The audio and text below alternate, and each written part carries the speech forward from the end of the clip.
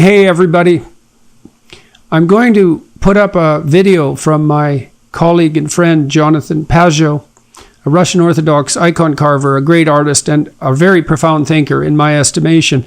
About a month ago, so that would be October of 2021, I listened to a lecture he gave to the Montreal Jung Society on the conceptual structure of Genesis, and I thought it was brilliant. It was like 20 years of thought packed into an hour of lecture, and then also a brilliant Q&A that followed, analyzing some iconic images in the Russian Orthodox tradition.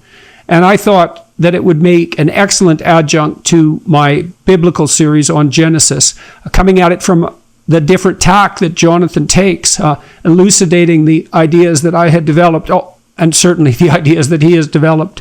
I always learn a lot from listening to Jonathan. And so I reached out to him and the Jung Society of Montreal, which kindly gave us permission to repost the lecture, and he agreed to do it. And my production team has been working on it. And so we're pleased to bring it to you, and I hope that you enjoy it even more, or at least as much as you enjoyed the Genesis lectures from a few years ago. And hopefully there's more of this sort of thing to come. Hi, everybody. My name is David D'Andrea. I'm a college teacher in Montreal. It's my pleasure today to introduce Jonathan Pageau, who I see as one of a small handful of cultural commentators helping us make sense of our strange historical moment. I first came across Pageau in 2017 in the chaos and contestation of that time. The mood of rebellion was especially pervasive on the internet, with the memes of 4chan's edgelords fueling the triumph of Trump and Brexit. We all remember those years not too long ago.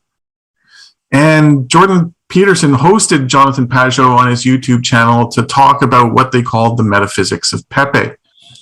Pepe, of course, was that cartoon frog that seemed to symbolize the worst instincts of the alt-right, or maybe just the timeless urge of the jester to poke at the sanctimony of the powerful. Peterson and Pageau's discussion seemed to move beyond the tawdry politics of the moment and grasp something deeper going on. So like many people at that time, I decided to keep an eye on this interesting new commentator. A little bit later, Pageau organized a documentary screening on Jordan Peterson that was held here in Montreal. So I saw that name pop up again. Oh, I think I've heard of that fellow. You may know that Pageau is a carver by profession. He is an editor at the Orthodox Arts Journal. Today, I see him mainly as a YouTube commentator. And in that medium, I see him occupying a role somewhere between an intellectual, a social critic, and, can I say, an entertainer? He speaks with a series of interlocutors, amongst them, of course, Jordan Peterson, Christian commentators like Paul Vanderklay, secular psychologists like John Vervaeke of the University of Toronto, very interesting fellow, novelist Vesper Stamper. These are a few of the guests he's had on who stick out for me.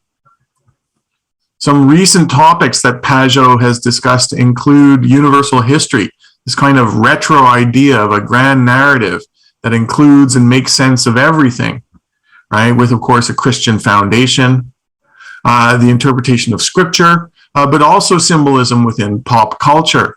He seems to be fascinated by superhero movies and TV shows, as well as rap stars like Lil Nas X and Kanye West, and I confess that I share that last fascination. Throughout all of this, as Pageau says, symbolism happens. So today it is my great pleasure to introduce him, and I'm hoping that he will lay out a roadmap to the symbolism which is happening today and which maybe is gathering for the near future. Well, hello, everybody. Thank you for inviting me. This is really a wonderful opportunity. I'm surprised to see some people that I know I'm kind of looking at the mosaic here of everybody. Well, not everybody, but some people. So I'm surprised to see some people that I know and then some people that I don't know. And so what I want to do with you today is I want to kind of take you on a kind of symbolic trip. I want to present you, first of all, let's say the source of the symbolism that I try to present, the frame, you could say, of the symbolism. I'm going to present it maybe in a little more of a a little more of a technical way that I usually do in the more kind of colloquial way that I do on YouTube. So hopefully that'll be okay. And then what I'll do is I'll take you on an example of this symbolic pattern, a very basic example, which is we're going to read the first chapter of Genesis together, and we're going to try to look at how it kind of manifests the symbolic pattern, and how this becomes a kind of map that you can use to interpret the world, but also a map, especially a map that you can use to inhabit your life. And so we'll see that symbolism is not only about interpretation. I mean, as Jungians, you know that it's a way to be and a way to kind of inhabit the world. And so there's an interesting moment right now, I think, in the zeitgeist, in the culture, something like the end of materialism or the end of physicalism. We saw, of course, I think that Jordan Peterson has played a big role in poking at this, kind of poking at the new atheist, this last weird new atheist moment that we had in the early 2000s. And so what we're seeing is kind of materialism running to its end. And it's happening in physics with the problem of the observer. It's happening in things like just this notion of complexity or complexity theory, the problem of emergence. All of these things are bringing materialism to its end. And the way that I like to understand it is that for a while we had this kind of weird duality of mind and body, or mind and matter, where we kind of abstracted the mind into this place that we didn't talk about. And then we look at the world and we interpret reality. And as materialism kind of ran its course, as this kind of scientism ran its course, at some point, you could say there is something of a little moment, a surprising moment of pride, where as we're kind of exhausting the things that we study, people realize that, well, there's this one thing that we haven't studied. It's the thing that's looking at everything else. Like we're studying the world, but all of a sudden we realize that there's a viewer that's doing that studying. And as soon as the materialist eye, you could say, turned towards the viewer, turned towards the interpreter, turned towards trying to understand consciousness, trying to understand meaning itself, then things become very loopy. And the simplicity of the dualistic model stops to make sense. And this happens very much in terms of evolutionary thinking. What evolutionary thinking did in some parts is try to explain the motivations of humans. But when you start to do that, you have a problem, because this human who's talking about evolution is what you're trying to interpret. And so you're actually interpreting the interpreter. And so what has happened is that it's opened the door to all kinds of questions, the problem of emergence, the problem of quality. And one of the big things that's happened is the problem of attention. And this has been manifesting itself in different fields. And it's realizing that the world is too complex, that the world actually is kind of indefinite in its complexity. Everything you look at, everything you encounter has an indefinite amount of complexity, and it's made of parts, and those parts also have an indefinite amount of complexity, and you can just scale that down, to the quantum field or whatever. And many thinkers realize, how does this work? How do things scale up between different levels of phenomena? That is, how is it that I can look at a chair and see that the chair is both one thing, it's a chair, but it also is many things, and those many things are also many things. But I can perceive at every level of reality that there's unity. So I can notice a leg of a chair, and I can notice the color of the chair, but I can also see that all of this participates in the being of the chair. And this is like a hard problem. It's a difficult problem, because it ends up infecting all of meaning making, and it infects science, and it's not an infection. It's actually a kind of healing, I think. But it kind of seeps back into science and seeps back into the very way in which we understand the world. And we realize that we have difficulty accounting for the qualities of things using descriptive means. That we have difficulty even accounting for the identity of things using descriptive means. So once we have the identity, we can describe things. But the identity seems to kind of emerge from somewhere else, or come from somewhere else, and kind of brings multiplicity into unity. And so what's fascinating is that it has, like I said, it has opened up all of a sudden the possibility for people to kind of to understand ancient thinking in a way that until recently was very difficult to understand. And so if we understand, so we realize that the world has to be patterned, that there has to be patterns in the world. And this is more than just a psychological reality. It's not just about describing the psyche of the human person. It's actually a cosmological argument. It's an argument about how reality works, which is that for things to exist, they have to be patterned. And those patterns seem to stack up at different levels of reality, and also seem to exist in smaller patterns, seems to exist in bigger patterns, right? I mean, you can think about it physically or think about it any way you want. And this actually seems to be something which is inevitable for us to be able to even encounter the world. Now, what it means is that it brings back the idea of intelligence, the idea of consciousness, and it can reconnect us to how the ancients talked about it. Some people are talking about something like the revenge of Aristotle, right? Or the revenge of Plato. Because suddenly, when we have to re-enter our experience and try to analyze our experience, we realize that, oh, actually, when Aristotle talked about potentiality and actuality, I experience that every single day of my life, right? I actually encounter the field that presents itself to me as potential, which is brought into patterns, brought into actualities that I need in order to be able to exist, right? And those actualities, those patterns, they're not just mathematical patterns or ideas in the vague Platonic sense that people have, but they're actually teleological. They're purposes, right? And these purposes, they can be regained from evolutionary thinking, which is just the strangest thing in the world. Like, who would have thought that Darwin would bring Plato back? But when we re-enter evolutionary thinking, we realize that we need purposes in order to encounter the world. So it's like this cup, the fact that I recognize it as a cup is because I recognize its purpose to me as a human being. And that actually scales the hierarchy of purposes, even in terms of science, right? People think that science is just a study of phenomena, but we always forget that science is embedded into social systems.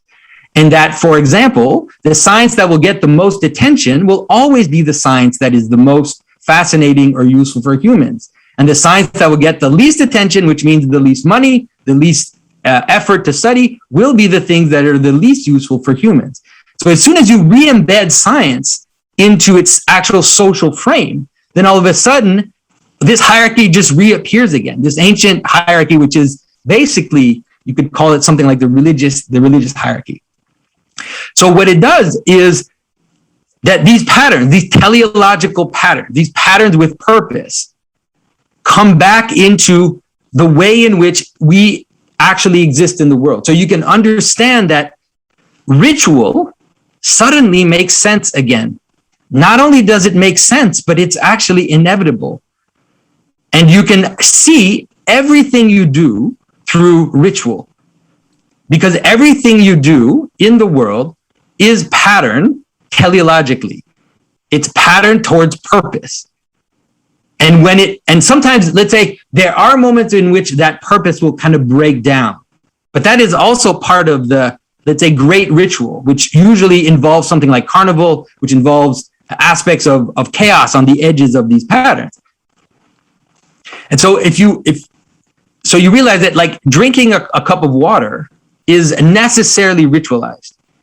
It has to be teleological, and it has to have a certain form. I have to do certain things in a certain order in order for me to be able to achieve the purpose that I'm reaching with my cup.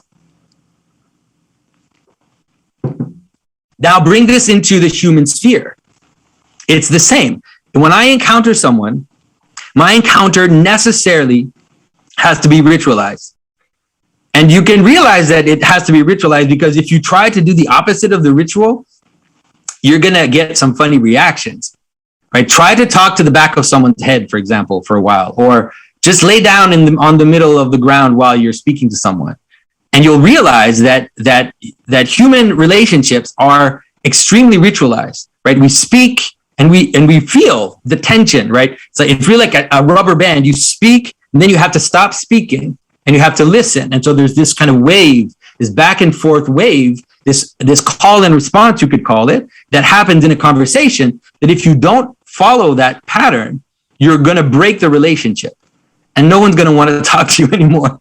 And everybody knows someone like that. And everybody sometimes has fallen into that excess where they've talked too much and they realize it, or they haven't talked enough. They just listened and didn't give their opinion, and the other person feels like you weren't there. So we can see that this is how it works. Now, you can scale this pattern up from simple human interactions, from simple human engagements with objects, into social interactions as well. That is, we realize that in order to have teleology, in order to have purpose, and in order for a group to have purpose, it has to encounter itself ritually. It has to have things which bind it together, which make the group recognize that it is together. Because this is the problem of multiplicity, and the problem of complexity happens especially in terms of human interactions. What's the difference between a group and a crowd? What's the difference between a team and a crowd, right? There are a bunch of people that are together, but one of them is not bound teleologically, and the other is, right? A team is bound teleologically. Let's say a soccer team. They are bound towards a purpose. They're bound towards a common identity. And that common identity will manifest itself in ritual. And those rituals include the rules of the game, the rules of engagement. Those rituals also includes other things which are more related to identity. And this is something which will bring us straight into religious ritual. That is, those rituals include the capacity to attend to the thing that binds us together.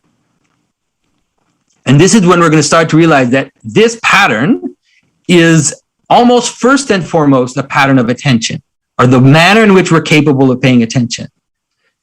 And so a team will have to attend to those things that bind them together. And what that will look like will be something like celebration.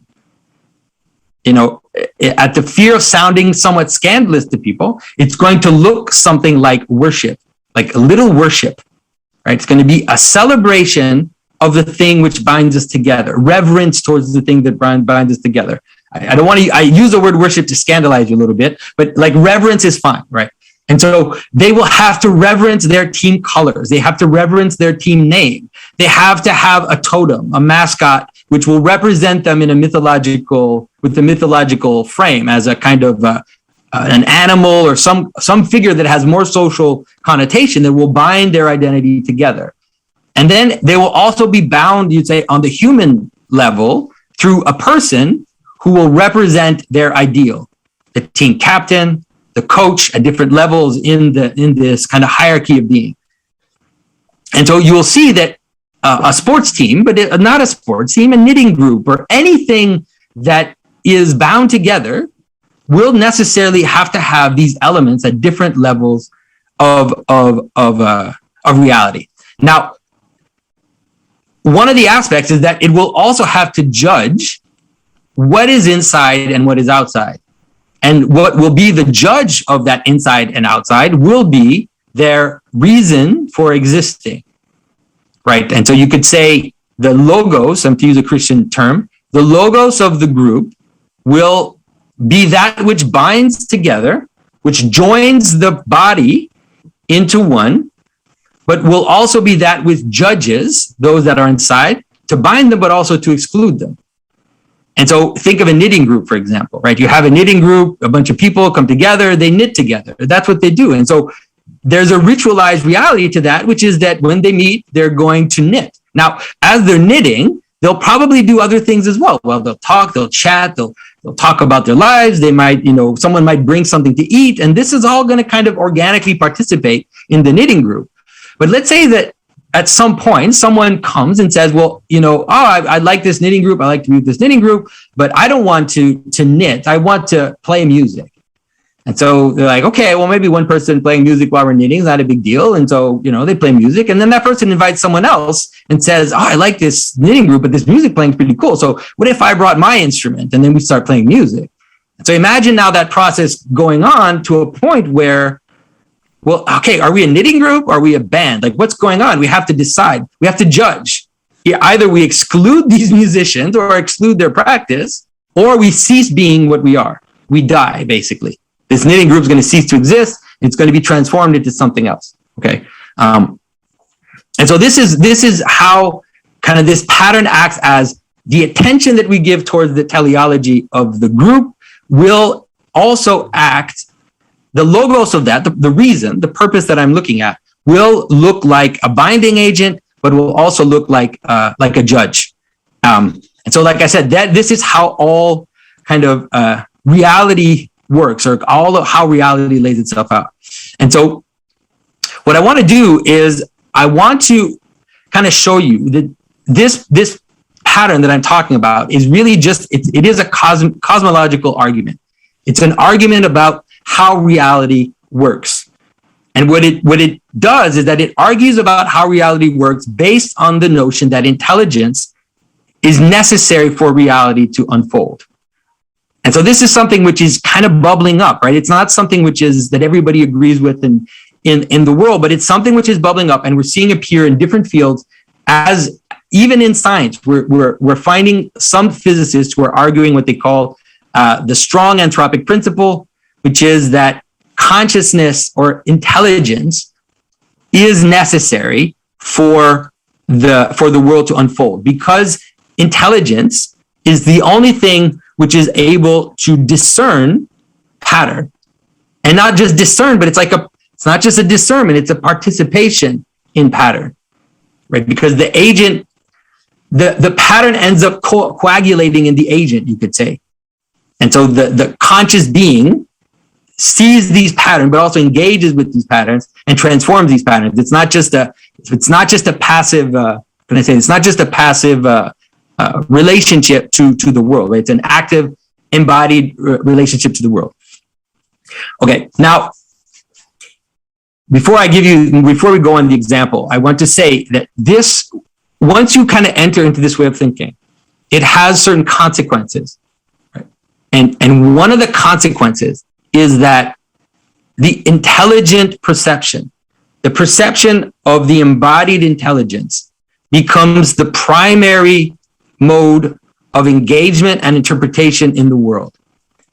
And when I'm saying this is extremely important, because we tend to abstract and become scientists, and we think that is the primary way to interpret reality, right? And we do it. We all do it. We analyze. We're analysts. We look at the pattern from outside, right? We try to stand above and say, well, look at that interesting pattern in that culture, and look at that interesting pattern in that culture, and look at how nice it is that they're the same. And we're kind of like these disembodied beings that are just looking at the world supposedly. But once you realize this notion that intelligence is necessary, and this ritualized embodied reality is necessary for the world to appear, then it changes everything. Because you have to embody. The real way to engage the world is the embodied way. So it's not that we're standing above the stories and we're interpreting the stories. It's not that we're standing above the images and we're interpreting the images. We are in a story. We participate in a story. We participate in communities. We participate in images, right? They are our communities. They are our images. They are the things that make us exist, right? As we kind of actively engage with them. And so that's why if you look at the way that, when David at the beginning said that Jonathan is an artist, this is extremely important in my theory about reality, is that it's like I'm presenting it to you in a way in the theory, but this presentation that I'm giving you, this is secondary to what is really going on. What is really going on is that to the extent that I'm capable of, I get up in the morning and I physically carve sacred images, right? I go to church on Sunday and I physically participate in the rituals and the liturgy. I sit there with my family around the table and I eat a meal, and I realize that this meal is a smaller version of the ritual that I'm engaging in on Sunday morning with my parish. And so it's an embodied reality. It's an embodied engagement with the world. And so like I said, it's a pretty radical. It's very radical. Sometimes people don't realize how radical the proposition I'm making is. The proposition I'm making is that if what the things I said are true, that means that the only way for them to be fully true is for us to dive in and embody, while realizing, of course, and while being aware of all the problems that come with this pattern as well. There are many problems that come with this pattern, because I said, right, one of the issues of the reality of being engaged in a group that has a teleology, that has a purpose, is that it excludes. That's the very nature of a group. A group excludes. Groups always exclude. That's why they're a group, because they're not the totality of all manifestation in the universe. They necessarily need to exclude. Even if you want to be inclusive in the kind of let's say, politically correct way, you're still going to exclude animals from your group, or you're still going to exclude rocks from your group. You necessarily have to exclude, because you're not God, right? You're not the totality of everything. In order to kind of move teleologically in the world, you have to exclude. And so that has difficulty to it. And so, but there are ways to kind of, let's say, to deal with those in a manner which won't make the group completely self-devouring, and also won't make you kind of fall into the chaos of thinking that nothing has identity and everything is just a mush of potential, let's say. Okay, so hopefully if that's clear, what I want to do is I'm going to go into the first chapter of Genesis and show you how the creation narrative, it's a very, very wide story. It's a huge narrative. Obviously, I can't exhaust it, but I want to show you is that the manner in which it shows that the world manifests itself through intelligence, through consciousness, and that this is actually the agent of how reality comes together, and how we participate in that as intelligent beings. Okay. And so hopefully you are a little aware. I will go through the verses, but I hope everybody's a little bit aware of the creation narrative in Genesis, enough that you'll be able to at least follow. All right. So here we go. Okay. So scripture starts, it says, in the beginning, God created the heavens and the earth. Now the earth was formless and empty. Darkness was over the surface of the deep, and the Spirit of God was hovering over the waters. So what we have are first a setup of one thing which seems to be outside of the system, but is related actually to the top of the system. So you have God, who is in the beginning. The beginning can be interpreted as the head. The actual word means the head of something. It also means something like the principle, right? Or the origin. All of these words work into in the beginning. And so God is in the beginning, and he separates heaven and earth. And the characteristics he gives of heaven and earth is that, because he says that the Spirit was hovering above the water. Now we have to see the Spirit hovering above the waters as a repetition. You'll see it's all going to be repetition and showing you what the pattern is. And so the Spirit hovering above the water is the same as heaven. Heaven is just wind, right? We have to be immediate about this. Heaven are the things that you can't see, like wind you can't see, like your breath you can't see, like speech you can't see. All of these things are things that you can't see. And then, so it separates heaven and earth, two basic principles of reality. The earth is void, it's empty, it's silence, it's water, and heaven is spirit, wind, breath, and speech. So at first, we basically just have two categories, right? The implications of these two categories are not going to be clear right away. They're going to start to manifest themselves, but you can already understand it as something like spirit and potential, or actuality and potential is actually totally fine to see it that way. Dante completely joins together the Aristotelian categories of actuality and potential, and in the creation narrative, the idea of heaven and earth as these two basic principles. And so this is just this, right? It's no different. It's a universal category. It's there in every culture that exists, this idea of this basic separation of heaven and earth. And it is completely based on our actual experience in the world. And if you can't kind of re-embody yourself and realize that this distinction is a very simple and clear one, you're going to struggle to understand what the meaning of it can be.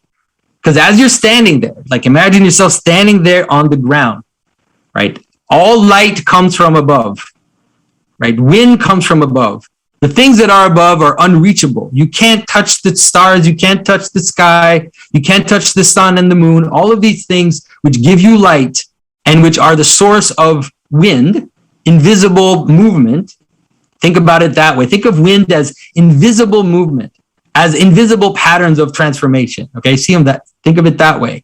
So you have all of this above you, and then below, you have a world that you knock your foot against. You have a world that you can touch, that you can count, that you can get dirty with, that can kill you, and that is also dark, right? It hides the sun. If you take something that's on the ground, you take a rock and you put it above your head, it's going to hide the light from you.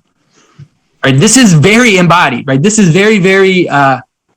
But what it does is it separates two basic categories of reality.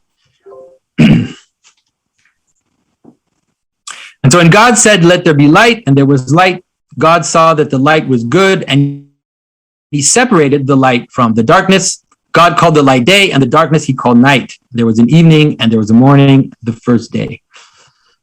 So now it starts to become clear. You can easily understand, of course, if you can embody yourself, that light has to do with heaven, has to do with spirit, it's above, and then darkness has something to do with this void. So you don't necessarily have to represent it below, but it becomes analogous to below because it's the moment when the light stops. It's the moment where the light stops showing you what the world is like. So I'm placing it like this for you to understand. You wouldn't necessarily have to put night at the bottom, but this is a good way to kind of see light, dark, earth as void and empty, and heaven as wind, spirit, breath, and speech. So God, so God is above and he speaks and light comes down on the world.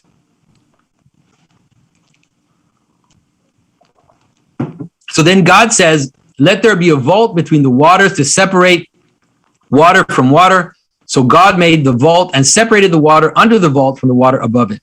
And so it was so. God called the vault sky, and there was an evening, and there was a morning, the second day. All right.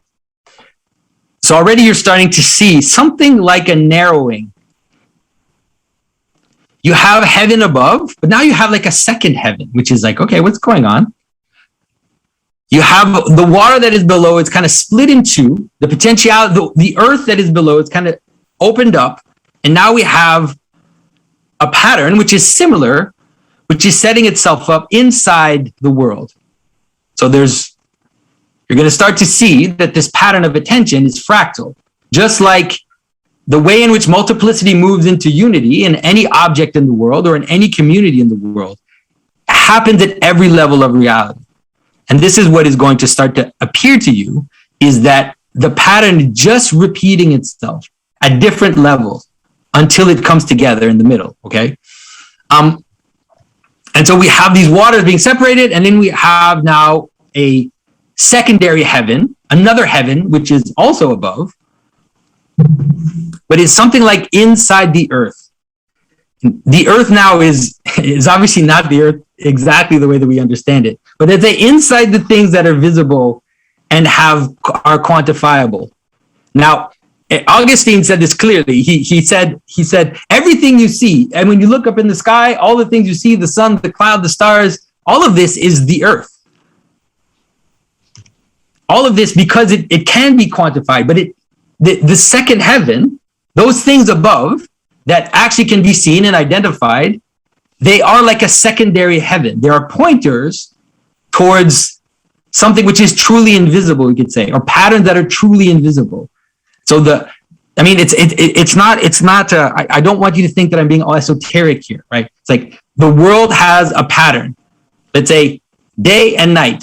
That's a pattern, and the thing that manifests that to you, that you can recognize it is a pattern, is those shining lights up in the sky that move.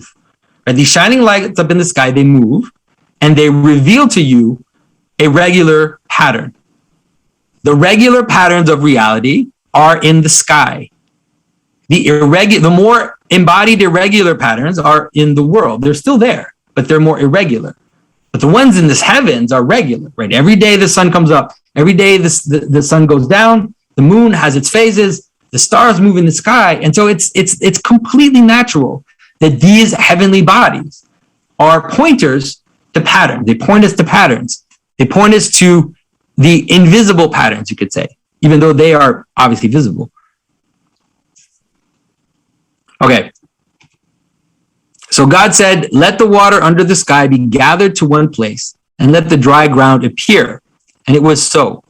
So God called the dry ground land, and gathered the water, and the gathered waters he called seas. And God saw that it was good. Now, I want to point you here something that I haven't pointed to yet before. So now think of the problem of intelligence that I'm trying to present to you, and this kind of embodied or active participation in the way that reality manifests itself to you teleologically. So God says, and you can imagine it like God says is God shining light. Okay. So imagine an eye in the sky, and that a sun, an eye, the sun is the same thing as an eye, let's say. And this is shining light down on the world and is showing you things. And that has to do with identifying. So when you encounter something that you've never seen before and you see it, what is it that you want to do? You want to identify it. That's your job. Your job is to identify it. If you don't identify it, you don't know if it can kill you. You don't know if it's dangerous. You have no idea.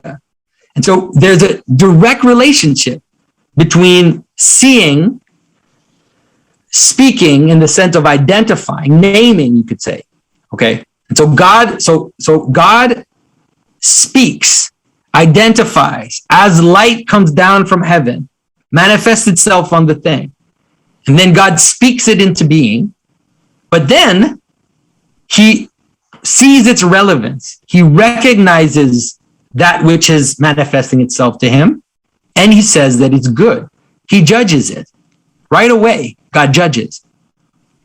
Now, think again of your experience. Think of your just basic experience, right? You walk into the room, you see the glass, you identify it, and immediately you ask yourself, consciously or unconsciously, you're always asking yourself if it's good. This is necessary, because the reason why you even perceive the glass in the first place is because you use it to drink water. And so you always have to ask yourself if it's good or not. Is it a good glass? And this is true about everything that you encounter. You don't even do it consciously. This is true of everything you encounter. As you're walking on the grass, you have a system which is constantly judging, because it has to be able to recognize if there's a hole. It has to be able to recognize if there's an object in your way. And so it's looking at the ground, at the grass that you're walking on, or the path, and it's always identifying, naming, and recognizing whether it's good.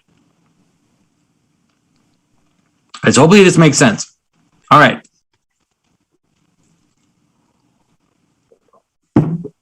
So now we're really going to start to see this fractal pattern start to appear more clearly. So you have the basic structure. You have the very invisible patterns of head, principle, origin, wind, spirit, breath, speech, which is completely above. And now you have the void, empty, silent, question, puzzle, darkness, potential. All of this is below. And now at every level of reality, this is going to start to appear as being the same pattern. And so, like I said, the potential and the actuality of the glass is relative, obviously. But it points to the pattern itself, to the pattern of identity and potentiality itself. And so this is why you're going to see at every level, it's going to repeat. So you have the secondary heavens, which are the sky, and then you have the secondary earth. And now in the secondary earth, the same pattern happens again. So God creates dry ground and separates it from the waters. So dry ground is above, it's higher than water, right? This is just basic experience. Dry ground is higher than water. Dry ground is the place where you live. Dry ground is the place where you find meaning, because that's where you build cities, that's where you do things, that's where you eat. All of this is from the dry ground. That's where you can breathe air. You can encounter spirit from the dry ground and light, but you can't in the sea, right? In the sea, if you stay there too long, you die because you run out of spirit. You run out of meaning, you run out of air. All of these analogies play themselves out. So imagine dry ground as a mountain is the best way to understand it. You have this mountain, and then at the bottom of the mountain or around the mountain, you have the sea, which is an image of the original chaos, the original potentiality, now at a different level. Then God said, let the land produce vegetation, seed-bearing plants, and trees on the land that bear fruit with seed in it, according to the various kinds. And it was so. The land produced vegetation, plants bearing seeds according to their kinds, and trees bearing fruit with seed in accordance to their kinds. And God saw that it was good. And there was an evening and there was a morning the third day. Now here, notice again what is going on, right? So God says, let the land produce vegetation, but not just produce vegetation. What is he saying? He's saying produce seed-bearing plants. Why seed-bearing plants? What a strange thing to say. He's saying seed-bearing plants because once again, in this pattern now, the seed is the identity and the vegetation is the variation or is the bottom part of this pattern. So he's repeating the pattern. He's saying, you need a way for this identity to recognize the identity of the plant. That's the seed. The seed is the manner in which you recognize the identity of what you're encountering. So you want reality to have stability. This is how we work in the world. We have to be able to recognize the different plants. And in that pattern, what there is there's both identity and variability. So we're moving towards a kind of multiplication, but this multiplication always has to be a recognition also of the identity of each plant and how these plants are different from each other and how they participate in a major pattern of just plants. So you can see this fractal process just kind of continuing. And then once again, the same thing, God says, the identity is in the God said, it's in the seed of the plants, and then the plants kind of manifest as variability. God sees and judges and says that it is good. So now you can see, same thing, the dry ground. On the dry ground, you have the same pattern of above and below, right? Identity, spirit, obviously it's not spirit in this case, but identity and variability, all right? So we continue. So God said, let there be lights in the vault of the sky to separate the day from the night, and let them serve as signs to mark sacred times and days and years. And let them be lights in the vault of the sky to give light on the earth. And it was so. God made two great lights, the greater light to govern the day and the lesser light to govern the night. He also made the stars. God set them in the vault of the sky to give light on the earth, to govern the day and the night, and to separate light from darkness. And God saw that it was good, and there was an evening, and there was a morning, the fourth day. So now in the heaven, even in the world of meaning, the same pattern appears. So the pattern appears below in kind of the world of manifestation, you could say, as a fractal pattern. but it also appears above in the pattern itself. And so we have these signs in the sky. They are signs to mark the days. They're signs for you to identify the pattern of reality. And there's one of the major lights, which is there to govern the day and one to govern the night. So you have light and dark, even in the heavens. The pattern is fractal all the way through. Right? Every day is going to be like that. Just spoiler here. And God said, let the water teem with living creatures and let birds fly above the earth across the vault of the sky. So God created the great creatures of the sea monsters. It doesn't say, they don't like to say sea monsters, but great creatures of the sea means sea serpents and sea monsters. All these demythologizing biblicists are the worst. It means sea monsters. God created the great creatures of the sea and every living thing with which the water teems and that moves about it, according to their kinds, and every winged bird according to its kind. And God saw that it was good. God blessed them and said, be fruitful and increase in number and fill the water in the seas, and that the birds increase on the earth. There was an evening and there was a morning, the fifth day. Now, this is where you're going to start to see what's really going on. Because until now, you might have thought that what I'm saying is just a bunch of just random interpretation. But here it becomes impossible not to see. Why on earth would God create birds and fish on the same day? What is happening? It's the strangest thing in the world, it seems to us. Doesn't make any sense, right? Well, it only makes sense if we understand that he's constantly establishing the repetition of the heaven and earth pattern, of the above and below pattern, which is started from the beginning. And so he creates the birds above and the sea monsters below and the fish. So even in the sea, he separates fish and sea monsters. The fish are those that you can eat, that you can encounter, and the sea monsters are those that are going to eat you, right? There's a difference between the two. So you have the fish and the sea monsters, but even in this whole pattern, you have the birds and the fish as framing again the same duality, which is being framed from the very beginning of the text. And you have to understand that that's what's been going on from the beginning. Because why would God create vegetation before he created the sun and the moon? It doesn't make any sense in terms of science. How can you create vegetation first and then create the sun? It's completely logical in terms of a scientist, but in terms of a pattern of reality, it's completely understandable. And what you'll notice is that from the beginning of this whole thing, the bottom stuff appears first. The potentiality kind of manifests itself first as a question, as this kind of darkness which is calling to be solved, this potential which is asking to be resolved. And then comes the answer from above, right? The name, the idea, the light. So think again about your experience, right? You encounter something in the world. You can imagine in a microsecond, the first thing it does is present itself to you as potential or as puzzle. And then, obviously, it happens almost simultaneously. You immediately identify, judge, and make it participate in reality. But you can obviously have the experience of seeing something you've never seen before. I mean, everybody's had that experience. You see something or you experience something that you've never seen before. So at first, it presents itself to you as a puzzle, right? It's like, what is this? And then the process has to happen, this back and forth process of question and identification, of question and judging, in order for you to finally be able to kind of identify and participate in its existence. All right.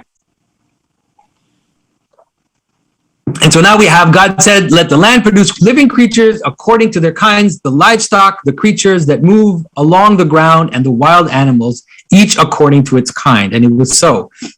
God made the wild animals according to their kinds, the livestock according to their kinds, and all the creatures that move along the ground according to their kinds. And God saw that it was good. And so once again, what is happening? What is happening in this text? Why is it that God separates living creatures between livestock, wild animals, and creatures that move on the ground? And the answer is very simple. It's just to continue the very same pattern. This hierarchy that we're seeing is a hierarchy of meaning, right? It's a hierarchy of identification, participation in reality. And so when God creates the animals, he does it in the same pattern. That is, you have livestock. Livestock is more intelligent animals. You can call them animals that are closer to us. Animals that participate in our intelligence. They are the sheep, the cows, all the animals that kind of, let's say, are almost, not almost, but are more like extensions of human society. And then you have the wild animals, which are out there in the chaos, in the wild, in the world that doesn't completely make sense to us. And now then the creepy crawlers are the ones that live underground, like the sea monsters live underground, that dig holes in the ground, that come up, and that are not completely in the light, you could say, that they're actually hiding in darkness, hiding under rocks. And so you have to kind of dig in order to encounter them, just like the sea monsters are and the fish are underground, just like the very pattern from the beginning of darkness, chaos, at the bottom, and light, meaning, participation, at the top. And then, of course, now we come to man. Again, then God said, let us make mankind in our image and our likeness so that they may rule over the fish in the sea and the birds in the sky, over the livestock and all the wild animals, and over all the creatures that move along the ground. So why is it that man has to rule? This is like the most politically incorrect thing that you could say, right? What are we talking about? But once you realize this pattern, the pattern of intelligence, it has to change the way you see reality, which is that intelligence is the place in which reality is encountered, identified, and also judged. And this is going to be a tough pill for a lot of people to swallow. But at least try to understand it. Try to understand it in this pattern. So man has to rule because man is an image of God. Man is an image of God in the sense that man is a locus of intelligence. And all the things that God said, all the things that you saw from the beginning in terms of how God creates the world, is something that we participate in at a lower level, we could say. We recognize that we participate in that at a lower level because we do that. We cast light, we identify, we judge, and then we are the place in which meaning is gathered into us. And so now God puts man above all the creatures which are below. Now remember, those creatures were already organized in this hierarchy of meaning, right? Livestock, wild animals, crawlers, fish, sea monsters, all of this is organized in this kind of hierarchy of meaning, this hierarchy of danger, this hierarchy between that which is in the light, which is identifiable, which participates in intelligence, and that which is below and is in the chaos and is also dangerous to you, okay? And so we have the human person meeting in the middle, becoming the place where all of these patterns kind of join together in the center. And so then to understand the role of man a little better, we actually have to go into Genesis 2 just for a little bit to kind of understand, because in Genesis 2, there's another creation narrative which focuses more on the human person. And then it says God, sorry, let me skip this actually. Oh yeah, so it says that I don't want to run out of time here. But he says, God blessed them and said, be fruitful, increase in number, fill the earth and subdue it. Again, this is going to be difficult, but intelligence fills the earth and subdues it. Not in a negative sense, but in the sense of identifying, right? The scientist that is constantly discovering new species and all of this is something like intelligence or man filling the earth and subduing it in the sense of identifying it and making it participate in a pattern of meaning. Rule over the fish in the sea and the bird in the sky and over every living creature that moved in the ground.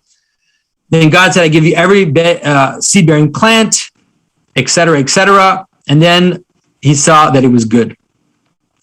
And it's important that when God created the humans, he creates them male and female.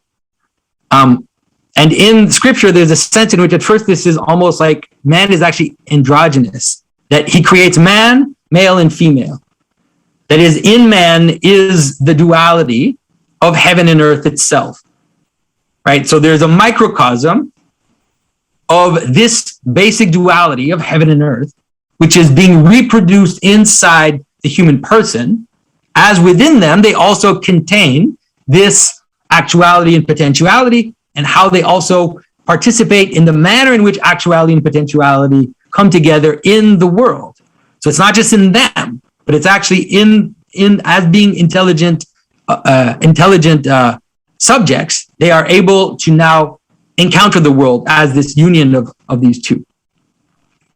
All right, so this is where I wanted to go into the second chapter of Genesis just for a little bit to help you understand how this kind of comes together. So it says, this is the account of the heavens and the earth when they were created, when the Lord God made the earth and the heavens. Now, no shrub had yet appeared on the earth. Now, you see, it's different here. Here, there's a sense in which actually man kind of comes before everything. He's actually there at the outset. Before God did all those other things before, you can imagine that God was man, or the microcosm, or the intelligent agent, was there even in the origin of creation itself. No shrub had yet appeared on the earth, and no plant had sprung up. For the Lord God had not sent rain on the earth, and there was no one to work the ground. But streams came up from the earth and watered the whole surface of the ground.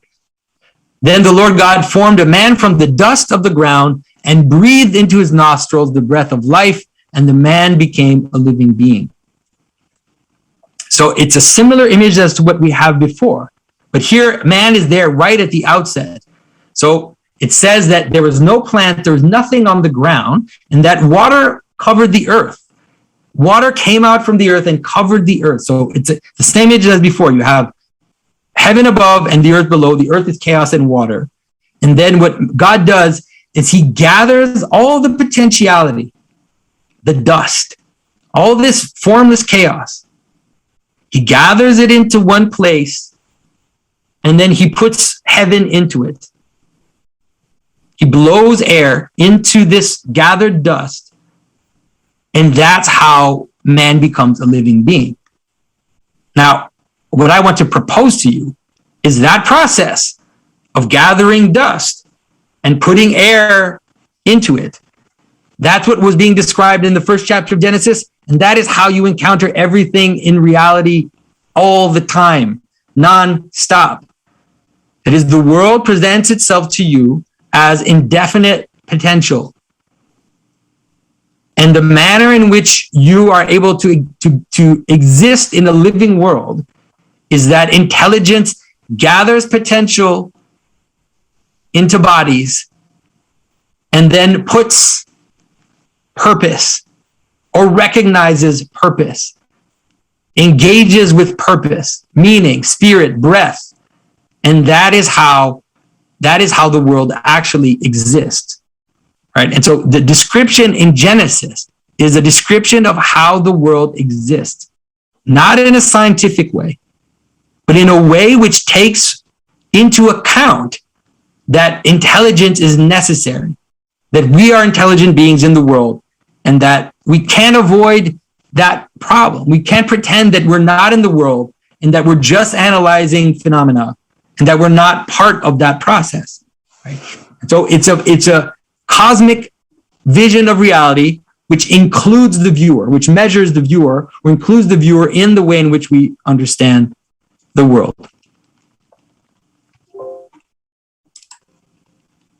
All right, and so we have this image again. Now, we can represent it this way, but we can also represent it this way.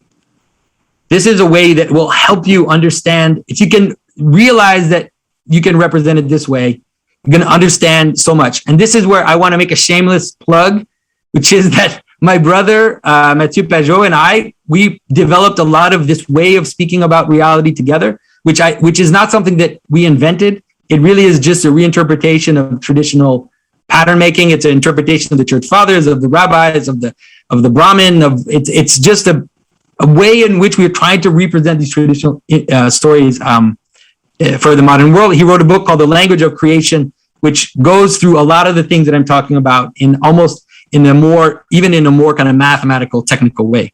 So now think of this, the first image that I showed you as heaven and earth, you could say.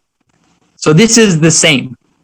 So at the top you have, I'm just lay them out there. Like there's more complexity to this, but it's like Father, heaven, spirit, light, essence, pattern, mind, purpose, all of these things which are above. And then at the bottom, mother, earth, waters, chaos, potential, question, body, puzzle, multiplication, all of these images of that which is below. And then what you have is the pattern which descends, right? The ray of light, the speech, the speaking which comes down, right? The logos which comes down from the Father and connects with heaven, right? Connects with earth. And that usually in all traditions pretty much appears at the top of a mountain, which is just completely intuitive, right? The mountain is the place where heaven and earth meet. It's like the earth kind of coming together into a point where the heaven now touches the earth at its highest point. Okay. But it's also an image of this difference between quality and quantity, identity, variability, all of this kind of image of the relationship between the identity of your team and the variability of its players, of its idiosyncrasies. All of that will kind of come down below as this image of the mountain or the pyramid. And so I won't go into this right now, but there's a centrifugal force and a centripetal force. That is, there is a capacity to move into attention, to move into identity, to move into purpose. And then there's a way in which we are able to kind of have this, let's say, what you could call a breakdown of attention or focused attention, but is also this kind of general attention, you could call it, where we have this general attention on the borders of our visual field, where it's like almost like an alarm system, right? Where we don't have a lot of energy there, but if things pop in, this variability kind of pops in on the edge, and it's the question, right? The puzzle, something's happening here, and I can't see it. It's a puzzle. So what do? I then put my attention on it, identify it, judge it, and do all the things that we talked about before. And so there's a centrifugal force and a centripetal force, and that's true as much as you're in your attention as it is in a team or a country or any group, anything that has body. There's something which is making it more towards its identity, and some aspect which is pushing it towards multiplicity, variability, and potentiality. Okay, I don't want to go into that too much because that would take us into a whole other world. But just to understand that, you probably are, if you're Jungians, you're aware of the kind of coagula-solve structure that Jung used in terms of alchemy. This is exactly what I'm talking about, right? This is exactly the coagula-solve pattern, which is a movement towards solidity and identity, and then a dispersion into potentiality. But what I want to help you to understand, especially, is that this structure, like this basic pattern, can help you understand so many things, right? It's the pattern of a temple, right?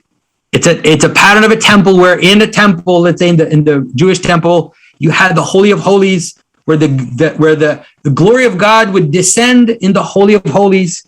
And then there you would have a priest who was just one person. And then outside of that, you would have all these levels of quantification, where outside you would have the priestly caste, then you would have the faithful, and then you would have the strangers, right? It's the pattern of a church, which has the same pattern. You have the altar in the highest point of the church, where God descends on the altar.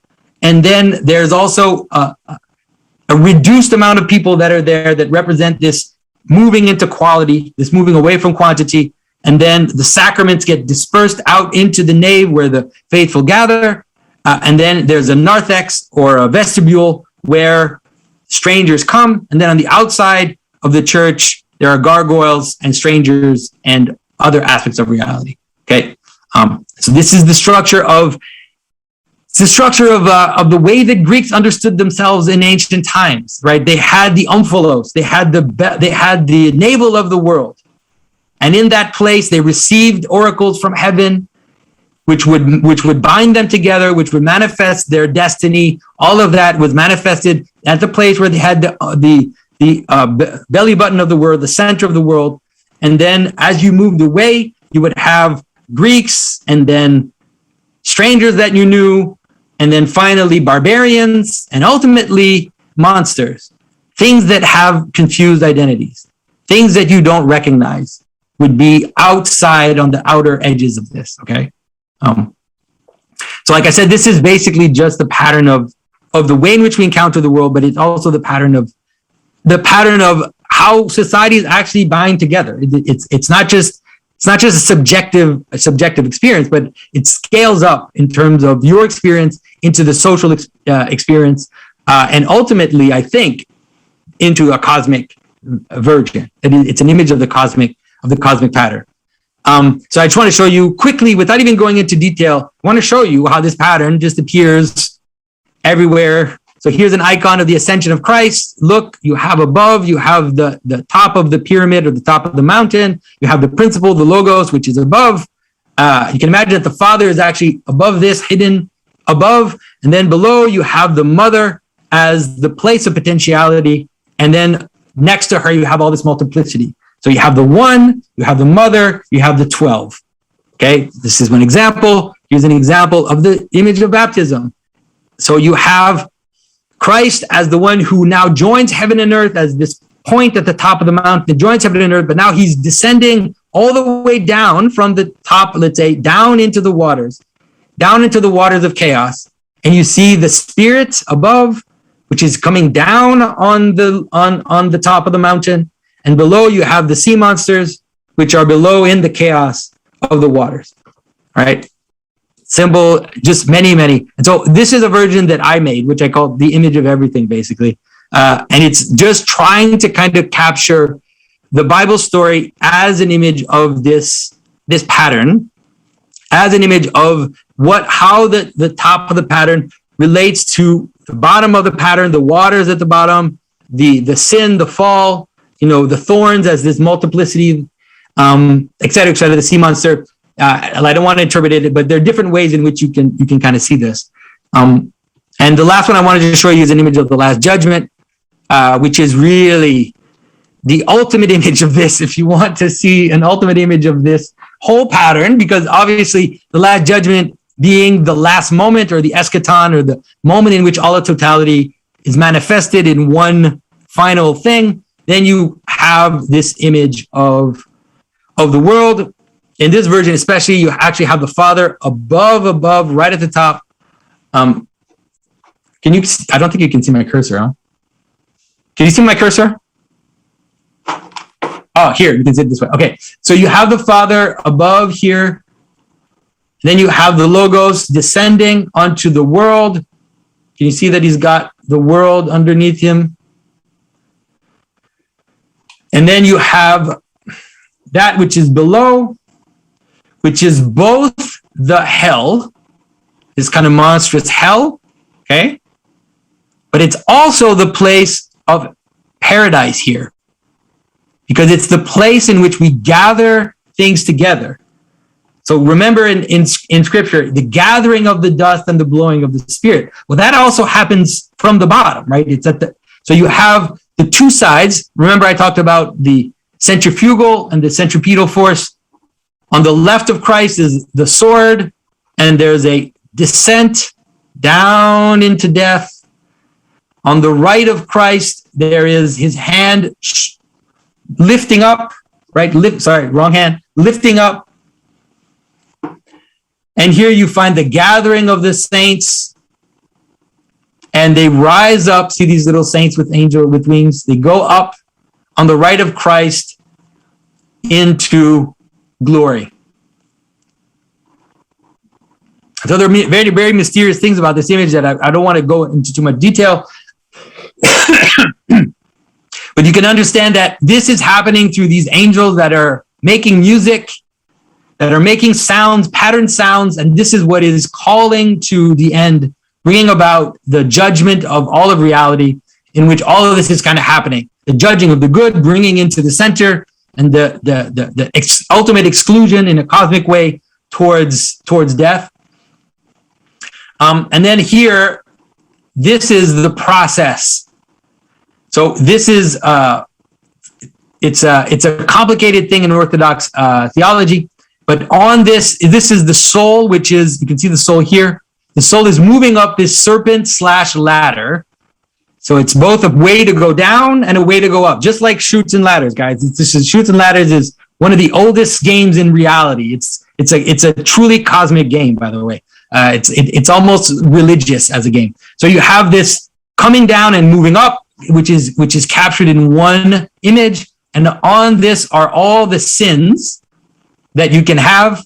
Those sins are coupled with virtues, and so as the soul ascends this thing, they encounter at every level of reality a demon, which is pulling it down, but they also encounter angels, which are pulling them up. Here in this one, you don't see the angels so much. In other versions, you'll see the angel. Like in this one, you see the angel as the one trying to push down the demon. And as you move up, you kind of move towards this judgment. And that's actually that hierarchy that I showed you at the beginning in the creation. That also obviously has an analogous version of that in you, in your virtues, in your capacity to scatter yourself into chaos, right? By falling into all these thoughts that rip you apart, and the capacity to join together into one and to move up the ladder of attention as you worship God, of attention as you move towards virtue, rather than this dilapidation and distraction by which you lose the worship, you lose the capacity to attend to that which is above you, and you fall into chaos and the multiplicity of the passions, right? Passions that rip you apart. All right, Jordan, I think we're starting with your questions. Let's go for it. Well, how about subdue? Think of the word sub, to arrange hierarchically, due, to give everything its due. That is, so when man subdues the world, he does exactly what you're doing. Right? Yeah, everything in its place. And that's a reflection of the simultaneous act of perception and judgment, and the fact that those things, as you pointed out, are inextricable. And that's technically true, right? Yeah. Psychologists studying perception from the biological ground have drawn that inescapable conclusion. So that was really cool. Ritual encounters with other people. In Dostoevsky's The Devils, the Possessed, there's a great scene where Stavrogan goes into an officers' club, and he's coming unglued at this point in his political chaos, utopian political chaos. He's possessed by these ideas. He puts his fingers in the nostrils of an aged general and drags him onto the street, and it just causes absolute chaos in the entire society. So you realize how fragile, like how easy it is to actually just shatter, this ritual reality. Yes, Dostoevsky understood that so deeply. So that's stunning. The female potential equation, I've been criticized a lot for associating femininity with chaos, although it's not an insult, and it's not something that I did casually, and it's not something I did. And the idea of the seminal word is precisely a reflection of that, and the implication of that is feminine potentiality, and the analog between the word and the drawing out of potential new forms. So there's a sexual element to that, obviously, that's reflected in the idea of the seminal word.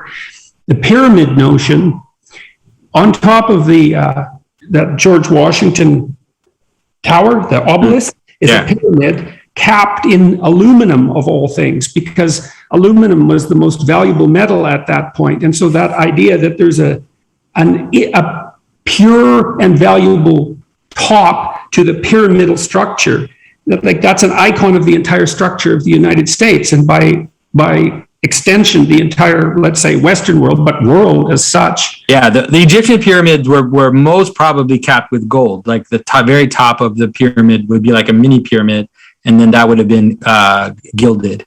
Right. So one of the advantages to the interpretive framework, this interpretive framework, is that it explains the intrinsic sacred nature of the pyramidal structure. It's a great mystery. Like, what's up with these pyramids? Exactly. And like, people put a lot of work into those things. So it wasn't trivial. Yeah, and the ziggurats are pyramids too. People always want to separate them, but all these structures, these structures that are representing mountains are like geometric versions of mountains.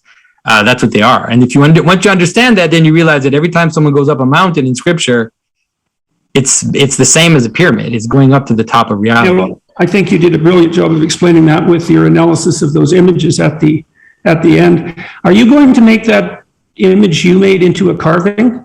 Yes, I am, but it just in line somewhere in one of my carvings. Someone has commissioned. You need a client to purchase that? I have one, but I can also make one for you if you want. It's quite something, Jonathan. And then this last thing I'll say, I think, is in the second creation version, where you have man primary, that's a analog, a repetition of the notion of the word. Yeah. So it's the same. So that's so interesting seeing that embedded in a really archaic narrative there. Oh, so I do have one other thing. Why did you use intelligence as the primary descriptor of the interactive consciousness instead of logos? Well, the reason why, I tried to kind of move between the two. It's also because it's hard to know which word to use because the way that the ancients understood intelligence was a little different from the way we understand it. It was more, it's called a nous in Orthodox thinking, which is, it's beyond rationality. It's the capacity to directly grasp the pattern. Right, that's closer to attention. And exactly, that's why it's related to attention. Yeah. That supersedes rationality is embedded inside that capacity to pay attention, because attention selects the objects that rationality deals with, and rationality tends not to notice that. It's like, well, that's the easy part. It's like, no, that's the hard part, actually. Yeah, and as we see, like YouTube virality is a great way to understand what happens when we're not careful about that. Because what we have with YouTube virality or just internet virality are just these random, stupid things that pop up, gather all the attention, vanish, pop up, gather all the attention, vanish. And so it actually ends up being a form of breakdown of attention. It's a distraction. It prevents us from seeing, it's the incapacity to pay attention to the right things, and it leads us into a kind of breakdown. It was great. I always learn a lot listening to you. It's really good. Jordan. Really good. Thanks. I really appreciate it. Thank you so much. Thanks. Okay, one question someone is asking, could you elaborate on what you mean about above and below? Well, the idea of above and below, like I said, it manifests itself fractally, but it's about something like, it's actual and potential. And so it's identity and potentiality. And so think about it. Let's think about it just like let's bring it down to like a real like a basic level. So let's think of a sports team again, right? So you have the identity of the sports team, the reason why it exists, which is to win basketball games or to do that. Then there's the identity of the team itself, which is kind of embedded in that. And then there's the potential. The potential of that team are the players. Those players have also their own potential. Like it's like I said, it's fractal. So the players can change, but the identity of the team won't. So that's what we mean by potential, right? And so it's variability, which comes together and then is able to manifest the purpose in the world. So that's what we mean by above and below. And so God says, to let the earth bring forth vegetation that has seed. We always forget that God doesn't just speak it into existence. He says to the earth, bring forth. Right? And so it's like out of the potential comes this variability. which then receives name from above and joins it together into specific identities. And so like I said, this idea of above and below can be seen in anything that you encounter. Another question is, you mentioned the pattern of livestock and wild animals that manifest heaven and earth. Are people that try to tame animals such as tigers, bears, examples of breakdown of the pattern, and that is why usually it ends in disaster? Yeah, definitely. I mean, you can see that you have to kind of have a respect, subdue, as Jordan said. I love that. I actually love that. That is, you have to be able to see things where they really are and engage with them where they are in this kind of pattern of reality. And so if you engage with the pattern of reality in a wrong way, you die. And it can be something like taming a tiger, but it can also be something like eating rocks. Like, rocks are not potential that you have access to eat. And that's true for like an indefinite amount of things. That there are certain identities which have certain potentials that can participate in them. And if you don't encounter that properly, then you're not going to work. If you have a basketball team and you decide to fill the basketball team with gerbils, well, your basketball team is gonna lose. It's not gonna exist. And so this is how it works. Like, in terms of this idea of subduing, right, or judging, is a very good thing. It's a necessary thing, because it's how you judge what potential is able to join with what identity. Okay, we have a heretical question. How sure are you about the universality of heaven and earth distinction? As far as I know, it is symbolic pattern appearing with the axial age cultures: Buddhism, Christianity, Socratic Greece, Islam. Animistic culture, for example, do not have clear distinction between those two categories. So by extension, what makes you sure that all of this isn't just a perfect exposition of an axial age mind? How can I say this? Now I'm going to go back into what I'm saying. Which is about embodied reality. People who talk about the axial age and animistic as if they don't exist in the world, I have very little patience for that. Like, where are you? Where are you to tell me about the axial age as if it's something which you're not in, and talk about the animistic age as if it's something that somehow you can see from outside? Like this, how can I say this? It's like, we don't know much about animistic religions because we're not animistic religions. We're always interpreting animistic religions from the place where we are. And so to me, it's always strange. It's like, do you know the secret traditions of the shamans?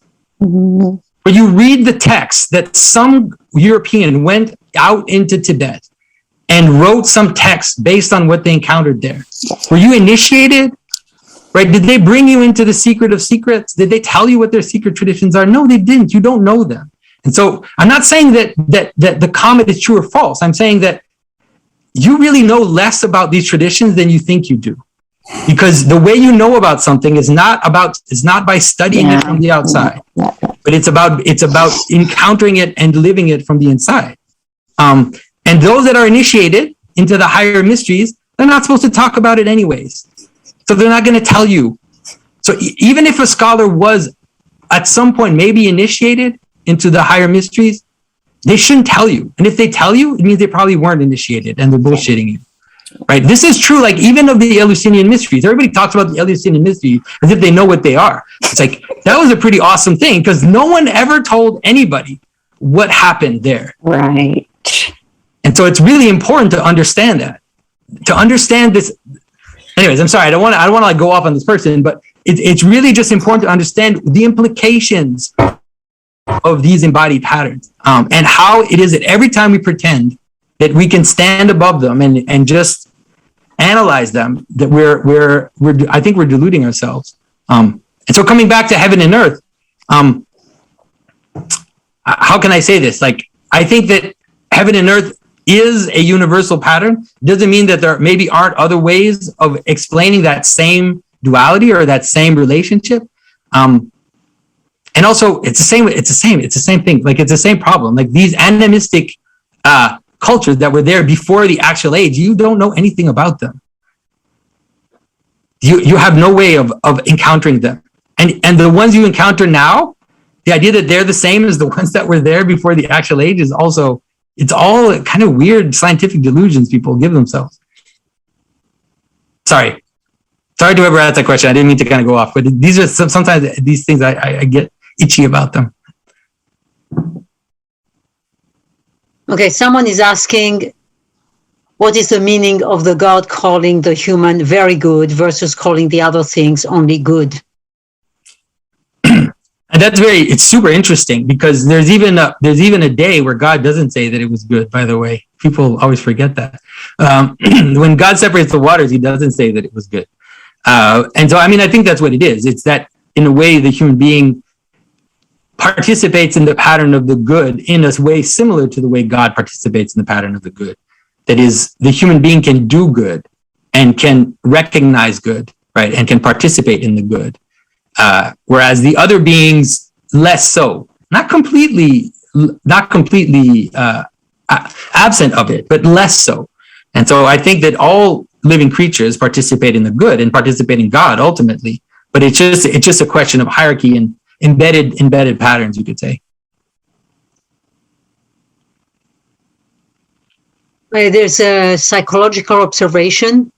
In terms of psychological work, how out of the infinite complexity of interpretations, certain interpretations of experience have been offered to us to stay inside the group we accept defensively, versus how we can seek out our intuited other patterns in our experience, create a new reality for ourselves.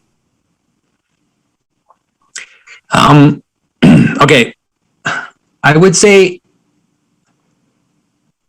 okay, let's say it this way, that the patterns of specific groups, they are always limited. They're limited by their limitation. They're limited by the fact that they embody the patterns in a specific context. So because they do so, they will always be somewhat faulty. They won't be perfect because they're not, right? They're somewhat lower on the mountain of meaning, you could say. And so, but ultimately, if you're attentive, the idea is that within those smaller patterns, you're able to intuit higher patterns and hopefully participate in things which lead you into higher patterns. So if you're, let's give you an example, like if you're part of a group of addicts, let's say, right? You hang out with a bunch of cokeheads or people who take heroin. So obviously there's something in that pattern which is true, right? There's something in that pattern which binds you together in a way towards the telos, towards the reason. But there's also something in that pattern which is leading you into a breakdown of yourself. But it still has something. And so hopefully that's something, right? That capacity to bind together with others in a kind of communion. That is ultimately what should lead you up towards a better version of that pattern, right? Towards, instead of hanging out with a bunch of cokeheads, right? You hang out with some people who play sports, or hang out with people who are interested in cars, or people who are interested in this. But there is a way in which, even in the lowest versions of these, there's always something for it to even exist that has to kind of participate. Now, I would be wary about the danger of seeing novelty as a value in itself, because this is something which we've seen very, very much in the modern world, which is we value novelty as novelty is neutral, right? Some novelties are good and some novelties are bad. And so we shouldn't seek out new patterns just because they're new. If we seek new patterns or better patterns, it's because they're better. Better in the sense that they bring us closer to something which is a healthy mixture of this, a healthy balance of the patterning and the multiplicity, right? It's this incarnational principle. If you're not careful, it's true, you can move too high and go into tyrannical systems. If you move too low, then you fall into kind of anarchic, chaotic realities.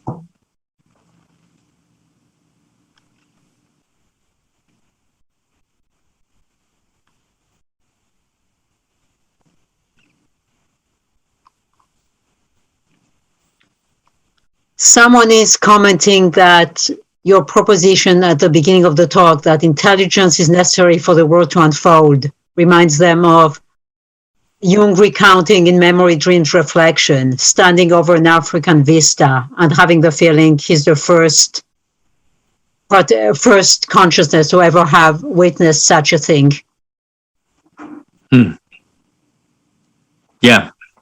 I mean, there's definitely, there's an aspect of potential or encountering the strange, which is very important because there's an aspect of surprise and wonder which comes with encountering that which we don't know, which is also part of the pattern of reality. And so there's an idea, right, in ancient stories that there are treasures hidden in the deep, right? That there are treasures hidden in the outside. There are treasures being guarded by monsters.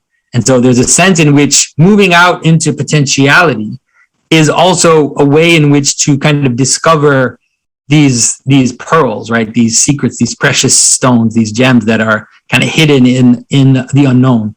So that's definitely part of the pattern as well. Yeah, I think we have another question by Jordan. Go ahead. Actually, it's a question from Tammy, so I'll let her ask it. How did Darwin bring Plato back? Because by coming back into the world of biology, he inevitably brought back purpose-driven action, or selection is the best way to understand it, right? He brought back the idea of selection, and selection is not chaos, right? Selection is not random. Selection is purpose-oriented, and it's purpose-oriented towards the perpetuation of the seed, the perpetuation of the identity. And so this is the argument that I've been trying to put forth with Sam Harris and Richard Dawkins. It's like, you guys, there's a big contradiction here between Darwin and Newton, or the way we look at Newton. It's like, this is a big problem. And so it's a surprise. It's like, it's a surprise, I think, that nobody kind of expected, and nobody necessarily framed it completely that way, but it did end up bringing back the idea of quality back into the picture, right? Because you choose for a reason, and the reason is something which is closer to your own, the perpetuation of your own identity. Yes, and it's like crafted by evolutionary forces. And so meaning itself is a consequence of the evolutionary process, and how that tangles up with the theological perspective that you brought to bear today. That's an incredibly complicated and difficult problem. But as you said, God calls the earth to manifest its potential. So, yeah, and so you could, how can I say this? It's like, so you can see it bottom up, which is, I mean, I've been expressing it more bottom up recently, just because people are kind of scientifically minded. But you can see it completely top down. Like, you can see it as like I was trying to explain to you, as the evolutionary process of maintaining your identity is a reflection of a deeper pattern, which is a cosmic pattern of how the world actually unfolds. And so it's not necessarily that evolutionary process brought about this. It's that the reason why evolutionary processes work the way they do and do what they do is because they're functioning within a larger system. yes, so They're imaging, they're manifesting the way the world works. So that's how the world works. That discussion of subdue starts to become so relevant, because as creatures make their choices and live or die by them, what they are in fact doing is this spiritual process of subduing. And if they do it improperly, then they perish. Yeah, exactly. And so there's an image, like we were talking about the idea of man at the outset, and so this is represented in iconography, for example, as the image of Christ, Jesus Christ, human Jesus Christ, creating the world, which is just like, for people, it just freaks them out, because like, how does this work? How is this possible? But that's the understanding. There is a manner in which how can I say this? And there's a manner in which, just like we have this Christian idea that Christ acts as an axis, which transforms the past and the present, let's say, which kind of acts as this central axis. You could say that intelligence, as it manifests itself in the world, does the same. That is, the human person, human intelligence, goes back into the past and makes sense of it, and goes into the future and makes sense of it. And so you could say that intelligence is at the outset. The things don't exist outside of this capacity to contain them in consciousness. And so the world is born in consciousness. And the past as well. The past is born in consciousness too. So all those processes that people try to understand, all the Big Bang and all this stuff, it's still born in man. Like, it's still born in consciousness. So the real origin is not the Big Bang.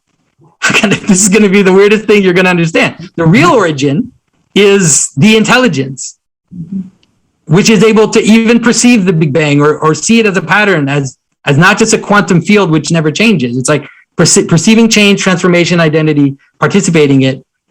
Like, that's the origin of reality. So the description in Genesis is like, I'm trying to help you see that it is an actual description of the origin of the world.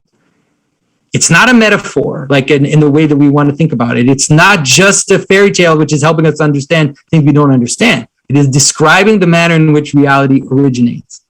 And it originates in meaning, then phenomena. Not phenomena. Phenomena first as a puzzle, right? I talked about that, like this potential that bubbles up and calls to be answered. And then meaning which comes down.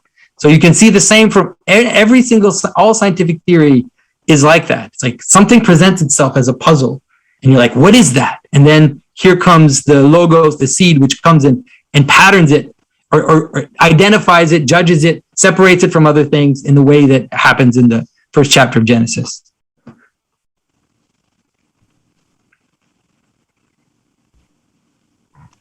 Okay, there's two more psychological questions. I'm going to tell them both together because I think they are linked. And Jordan, you may also have something to contribute to that one. How would you work with the problem of inclusive, exclusive categories in these times? Projection, scapegoating. And the other question that's, I think, is related, where do the movements of cancel culture or Black Lives Matter fit, or how to make sense of these movements into this intelligence model? Yeah. So one of the things we're seeing is we're seeing out of control versions of this identification system or the system of communion. The way in which reality works is fractal. And so communities or identities embed themselves in each other. That's how it works. And so in a normal kind of traditional world, you can be a family, in a neighborhood, in a community.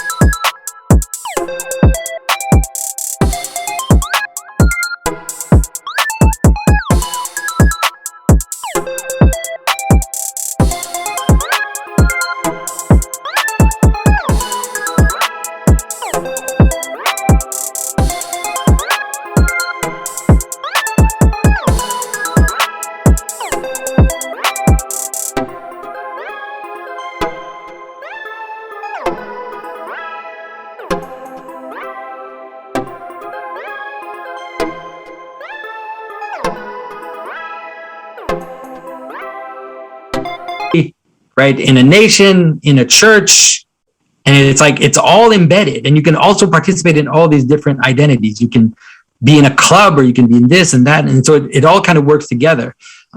So one of the problems we're having right now is that, let's say, kind of woke culture has understood the problem of identity. Right, they understand it. They understand the problem of exclusion, but the answer they give is that they want to account for everything.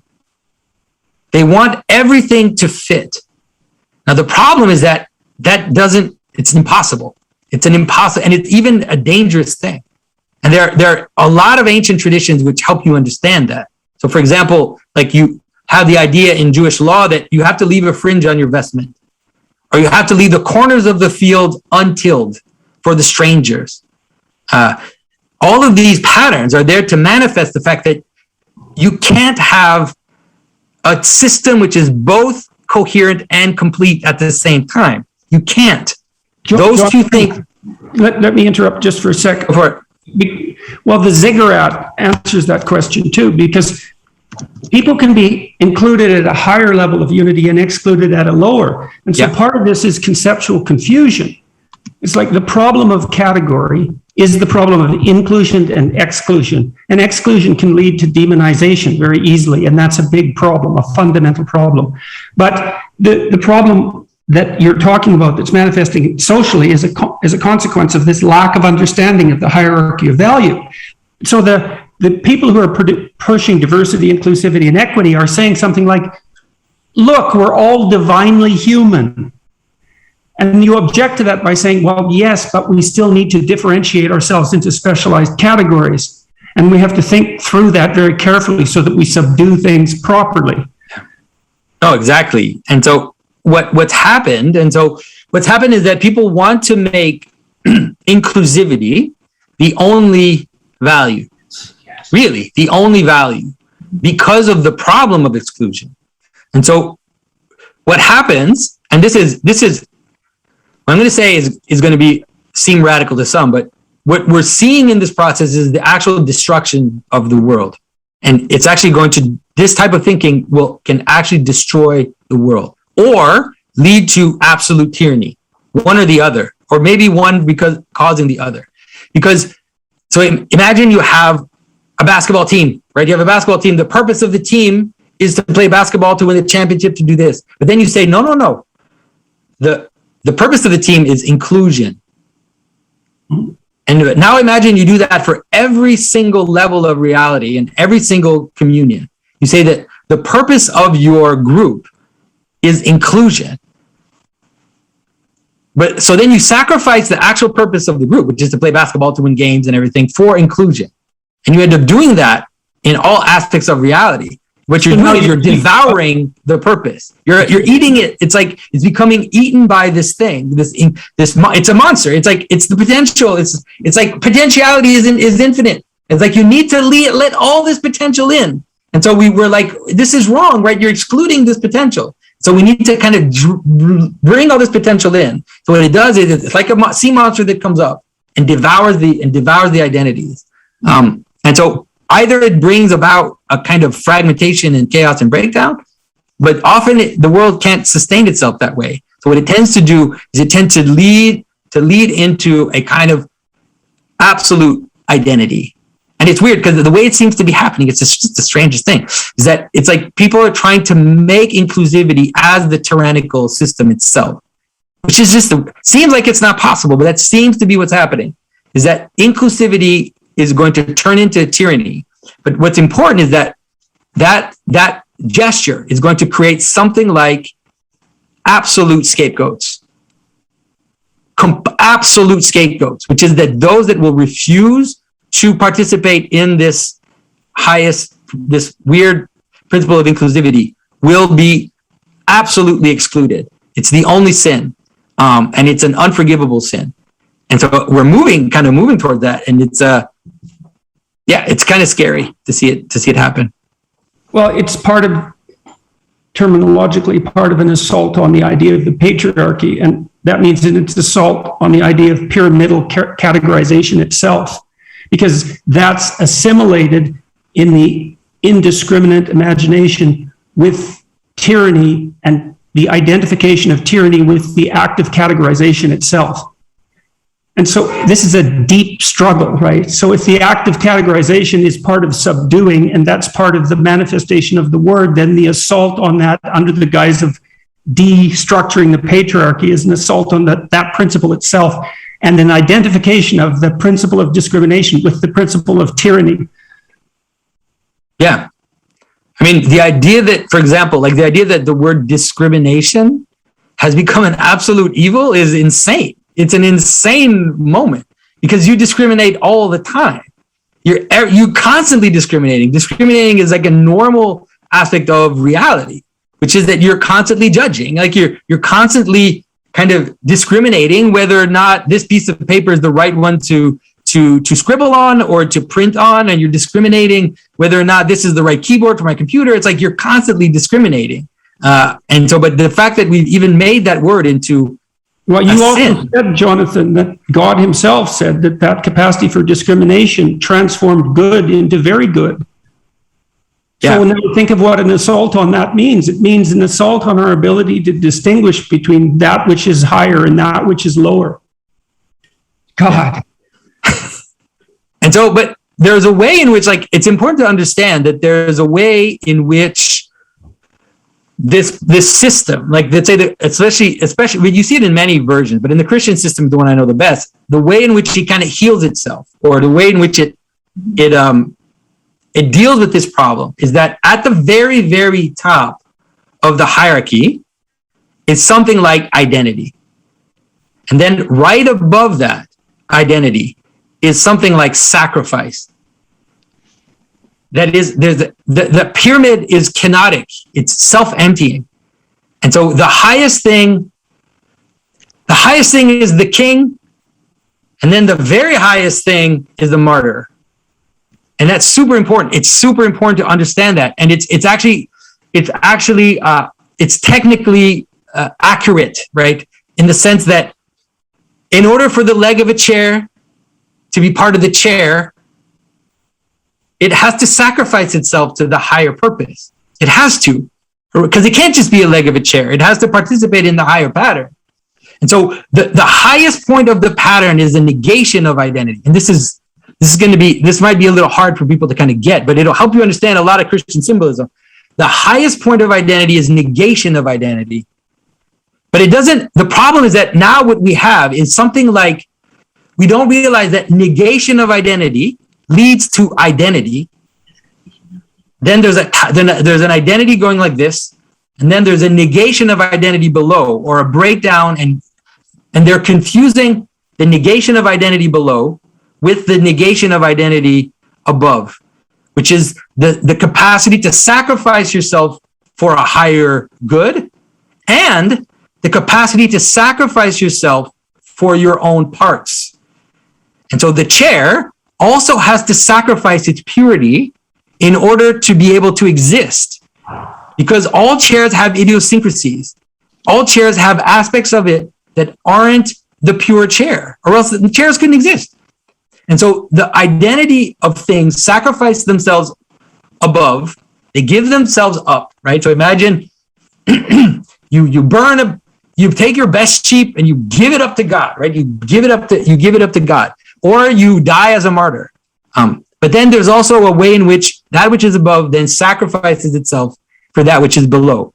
So that's one of the ways in which we kind of deal with the problem. So it's not like a kind of Nietzschean will to power thing. It's not at all that, right? The real hierarchy ends in self-sacrifice.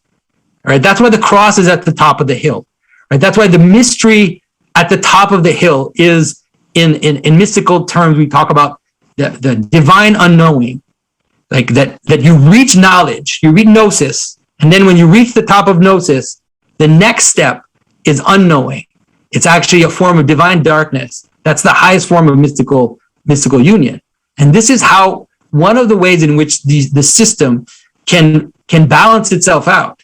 Because it is true that sometimes we struggle to think that the highest thing is, okay, let's think of it this way. The highest thing of the team is the quarterback that everybody loves and everybody worships. And it's like, yeah, that is the top of the team, but it's only the top of the team when the quarterback sacrifices himself above to the purpose of the team and sacrifices himself below to make the other team members participate in the team. If he doesn't do that, then he's not going to be at the top. He's going to be a tyrant. He's not going to be able to get the team to cohere. All of these things are going to happen. And so this is something which, like I said, it's maybe a bit harder to understand. I really didn't expect to go into this in this conversation, but it might be important to understand the problem of identity and how it can be solved, let's say, through this pattern. Okay, another question, maybe a big one. I don't know if it can be summarized. What is the intelligence of dreams? Jung suggested the dream is the purest expression of individuating intelligence. This seems at odds with the orthodox view. Can the two views be reconciled? It's very difficult. So the orthodox view, or the way that the fathers talk about dreams, is that they are mostly chaos. That they're mostly this lower waters, this kind of these moving waters, and that you have to be careful not to pay too much attention to them. But like I said, so there's an interesting image. For example, like let me give you an image that you find in the Revelation. It says in Revelation, at the end of time, the sea will become like glass. The sea will become like crystal. And so that's the way you can kind of understand the purpose of dreams, is that it's this lower potential that's kind of bubbling up, right? And so it manifests all your passions, all your desires in a kind of wild way that sometimes is illogical, that it's kind of breakdown of logic. But then once in a while, you could say through divine providence or through ascesis, like that is through, like, let's say the mystic who will transform himself and will kind of reduce their slavery to the passions. At some point, this potential can still itself, can become still, and then it becomes a mirror, because it is a mirror in the first place, right? It's already a mirror, because that's where reality comes out of. Reality kind of comes out of this potential. That's, the earth is pulled out of the waters. All of this is true, and so you can understand it that way. It's like the chaos and this kind of madness and chaos on the edge, out of which reality comes. And you have to be careful not to pay too much attention to it, because it can break you down. But once in a while, it becomes this pure mirror, and then that's the vision, right? That's the mystic's vision. That's the capacity to see reality more clearly than you ever could, because suddenly it becomes a mirror for the highest things. So it's like, one of the things you might have seen when you see the pattern of creation is that God is going like this, right? So the waters, the earth, and then the grass, the stars, and then it's kind of moving in this way. So you can understand it as these extremes, but you can also understand that the lowest part can become a mirror for the highest part in the proper circumstance. It can become like this. That's one of the things Christ does, by the way. Christ, that's one of the, if you want to understand the story of Jesus, he goes to the bottom of reality and then kind of transforms it into glory. Anyways, little tidbit on that. Okay, I'm aware of the time. I'm also aware we could go on for hours and hours. So, Jonathan, I don't know how you're doing about time. You want to take one last question? I'm fine. Yeah, if you want, I'm totally fine. I went too long in my presentation anyway, so I'm willing to accept more questions. Okay, if the teleological patterns of being constitute the realm of heaven, what then is the abode of the individual human soul? In other words, what is the relationship between the semi-Platonic conception you've presented here and the standard Christian model of heaven as a domain of souls? And so they're the same. That is, that your soul is your invisible part of you. It's the patterning of your being, right? That's what your soul is. And there's a way, and there's a way in which that soul, in its very center, right? You could say that there's a hierarchy of patterns in you, and at the core of that hierarchy of pattern is God. I don't know what to tell you. Like that it's the spark of the divine is at the center of every individual soul. That's the manner in which we actually exist, is that we contain a spark of the divine, and that as we commune with each other, as we love each other, then we become this embodied pattern, and your individual logos joins with the divine logos and becomes the body of Christ. And so that's the way that it works. And so you can understand it in different ways. You can understand it as physically, how can I say this? That Christ says things like, you are called to be like angels. And he says, you are gods.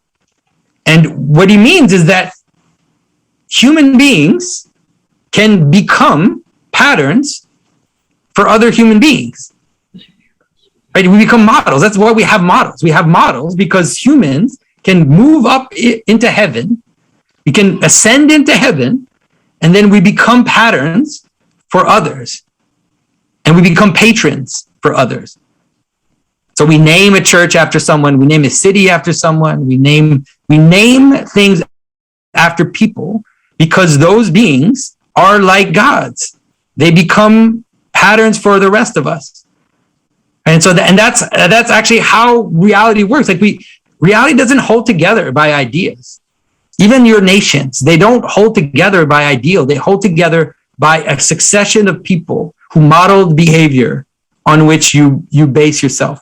And some of those rise up very high and become the patron saints of entire aspects of reality. And that's how they become like angels. They become gods in the divine council, right? They become co-rulers with Christ.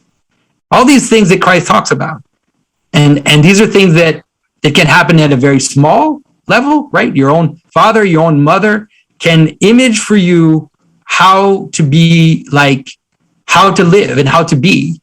And then that can scale up, all the way to St. Peter and St. Paul or the Mother of God or the saints which are venerated as being like in the divine council. Thank you so much for a great talk. And Jordan and Tommy, thank you so much for your participation. Yeah, this has been great. I'm really happy because let me say this, is that I was hoping that this discussion would push me further in saying things in a certain way and kind of bringing things together. And I'm very grateful because I feel like it has. And so I appreciate Jordan, you pushing me, and I think the questions were wonderful. And so it's actually been a great opportunity for myself to just say, okay, I'm going to try as hard as I can to really bring this together. So thank you. Thank you, everybody. Sorry for those who we didn't have time to ask their questions.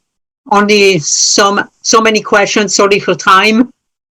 I'll just jump in. If like me, you didn't have a chance to ask a question, maybe you can attend another Young Society of Montreal event, and we'll form our group with our purpose and continue in these rituals.